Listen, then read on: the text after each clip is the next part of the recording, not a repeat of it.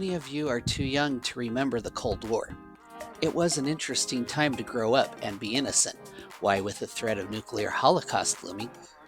Actually, no. I had a real childhood with typical childhood worries. As I was growing up, I really didn't think about it much. I didn't walk the halls of my junior high school worrying that bombs were going to explode all around me at any moment.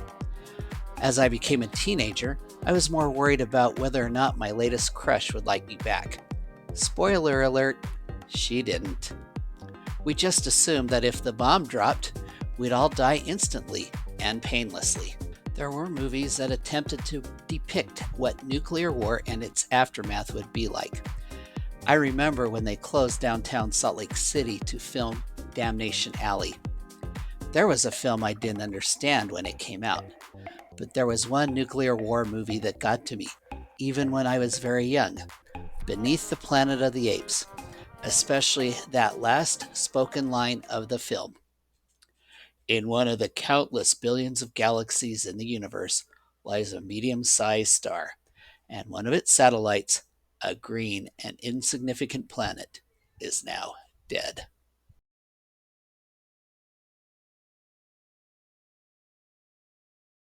The film follows astronaut Brent, who is sent on a mission to find Taylor, the protagonist from the first film.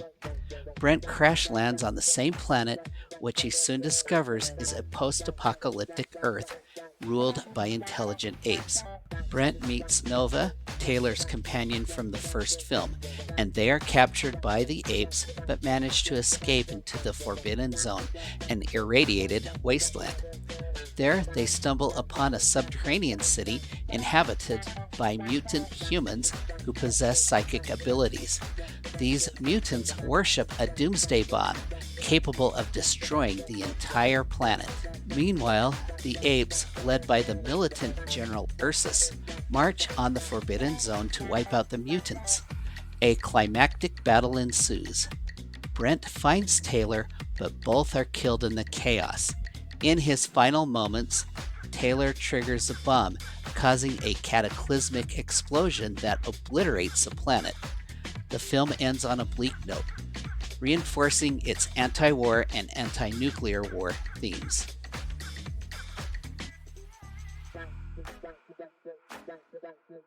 As many other YouTubers have already pointed out, the first half of this film is just a rehash of its predecessor.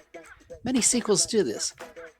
First, we are introduced to an astronaut, John Brent, who crashes into the Earth in the future. His companion dies. He meets Nova. Even though Nova is still mute, we see what happens to Taylor and how he disappeared in the Forbidden Zone, but he gave her instructions to find Zira if something happened to him. We meet Zira and Cornelius. They escape. Basically, up until they enter the underground, it's pretty much the same plot. Brent is just a replacement for Taylor. James Franciscus was cast because Charlton Heston didn't want to be in the movie and the producers didn't want to recast Taylor, although they had no issue with recasting Cornelius. Charlton agreed to be in it under specific conditions. His character Taylor was to be killed off. His salary from the film was to be donated to charity. He was satisfied with the ending because he thought it would end this series. Heston would go on to make other sci-fi classics like Soylent Green and The Omega Man. He would also make disaster films like Earthquake and Airport 75, and films that were a disaster at the box office like Antony and Cleopatra and 2 Minute Warning. The original plot was to have Taylor lead a human uprising against the apes. That would have been fun to see, and probably wouldn't have necessitated rehashing the first movie. It would have provided an opportunity to avoid such a dark and bleak ending.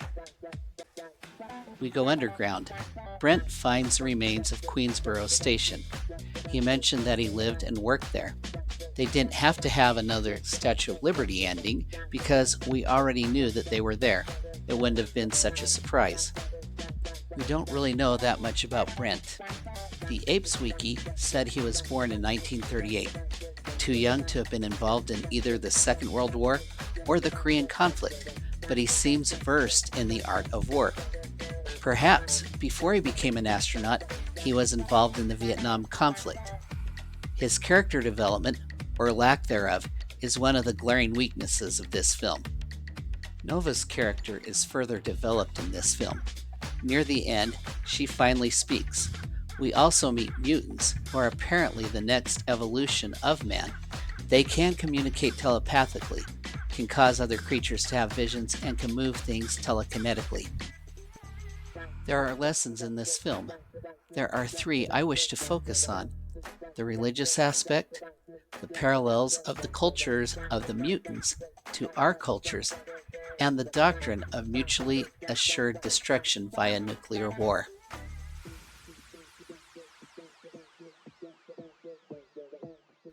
One of the themes of Beneath the Planet of the Apes is religion. We examine both the religion of the mutants and the religion of the apes. The mutants worship an atomic bomb, not named, but it had two Greek letters on one of the fins, Alpha and Omega.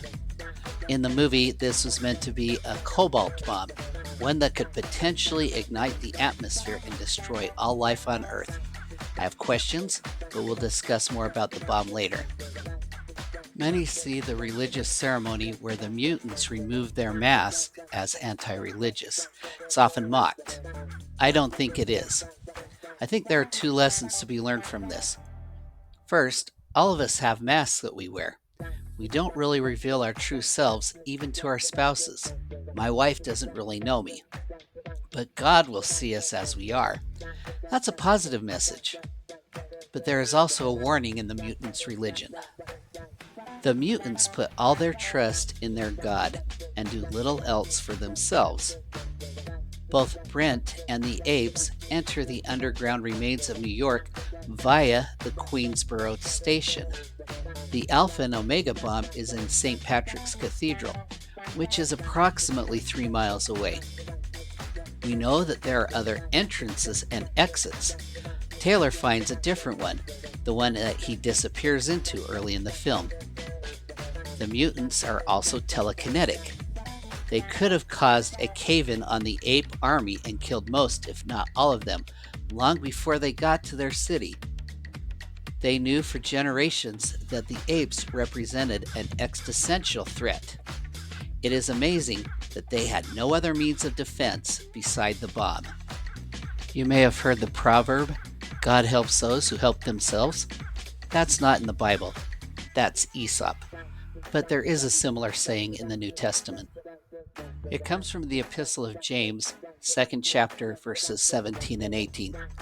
"Even so faith, if it hath not works, is dead, being alone.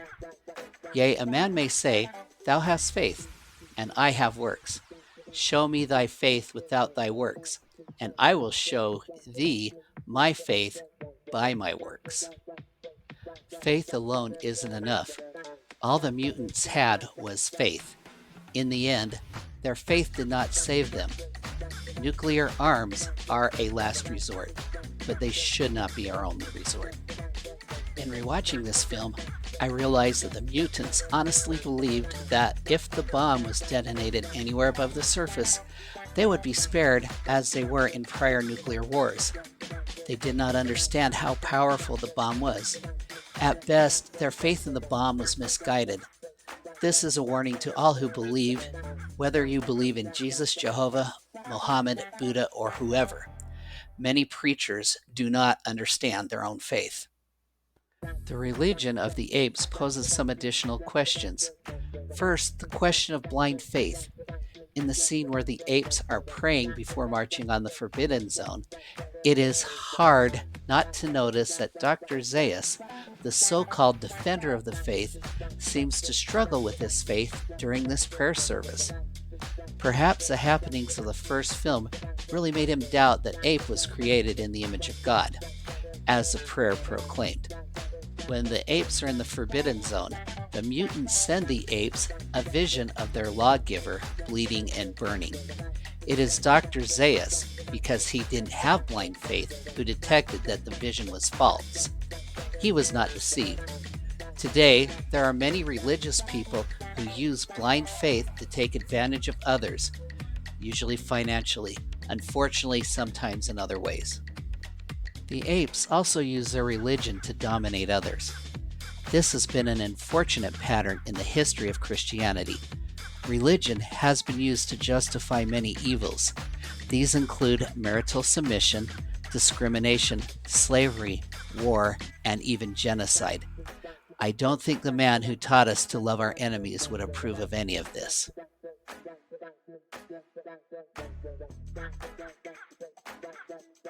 There are also some cultural parallels. This film was released in 1970.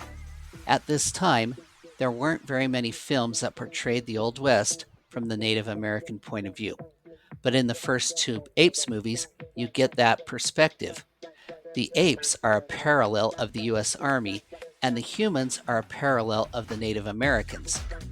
For the most part, the United States nearly caused the cultural and literal genocide of Native peoples. The mutant humans had no means of defense. While Dr. Zaius was talking about how destructive the humans were, the apes were destroying all the elements of mutant culture, even ripping down the object that the mutants worshipped. Very similar to how the US Army treated the native population.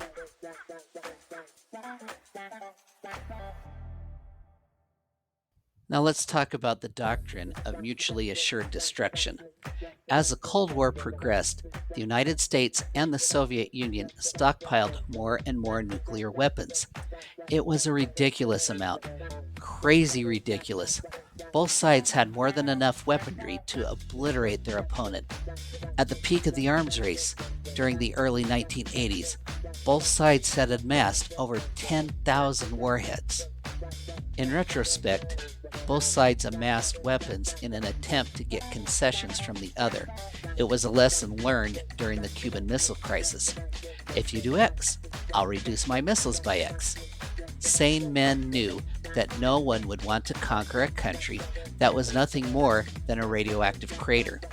Even though both Nixon and Carter tried treaties with the Soviets to reduce stockpiles, it wasn't until Gorbachev came to power in the Soviet Union that stockpiles dwindled somewhat. But even today, both the United States and Russia could theoretically wipe each other out. Many people in the world did not see MAD as a good policy. It began to be the only military reality in the 1970s. As the United States was leaving Vietnam, less and less military development was on conventional weapons, training, and people.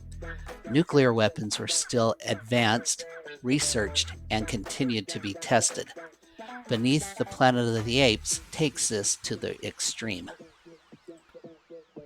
Cobalt bombs are only a theory. As far as we know, none have been developed and tested.